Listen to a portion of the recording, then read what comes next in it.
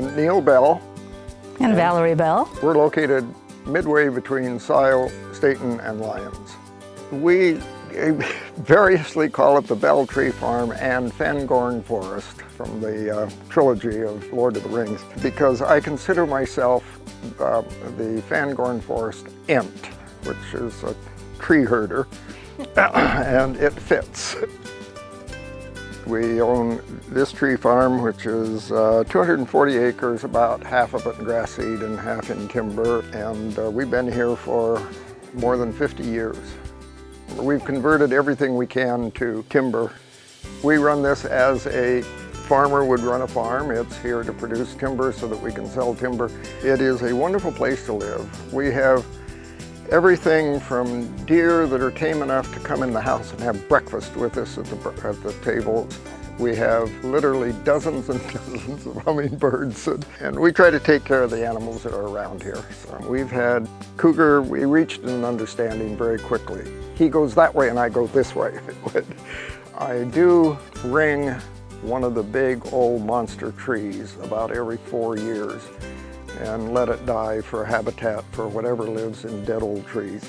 Originally, the primary thing was to get places planted up that were doing nothing. But most of that was planting and getting the trees up above the deer. And since then, it's been more thinning. Right now, I'm in the midst of thinning for the 4th time. I don't have a tree in the stand that is not saleable anymore. And roads. Yeah, a lot of road work. We've built roads, improved the roads. I did the management plan, and I've only revised it once, which was this year. I think one of the main things is the fact that we are older. Yeah. And the whole point of when you're turning the farm over, starting from scratch would be really hard, and knowing what's been planted when, and what the history of the plot is, that's all important stuff. So, yeah. And you can't just teach it. Right. So having a plan kind of gives you a framework. It has to be flexible, yes. We're pretty adamant on we only cut trees when the price is high.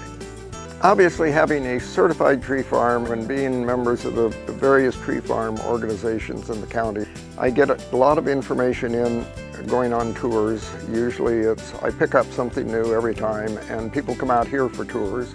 I usually try to show people, well, here's some hints. This is what works, and this is what does not work. We have one plot that was about 5 acres on the bottom of this grass field that was pretty wet, and it got wetter and wetter as you went down.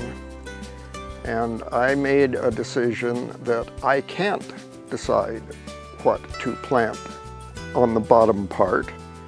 So we planted the 2/3 of the upper part in Douglas fir, and the bottom part I had them plant 1 Douglas fir and 1 cedar, 1 Douglas fir, 1 cedar.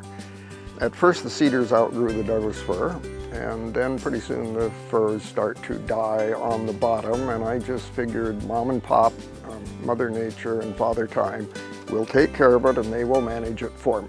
So my main experimental things that are going on now are incense cedar and redwood. When we planted this year, relatively close-spaced trees, 1 Douglas fir, 1 cedar, 1 redwood. Mother Nature is going to take care of whoever grows best will win. I like the really old growth, the trees that were here originally.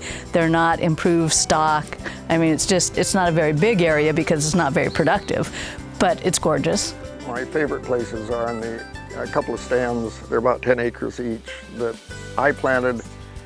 I thinned them, I pruned them, I pre-commercially thinned them, and now I'm actually doing thinning logging. I feel like I'm fathering the trees.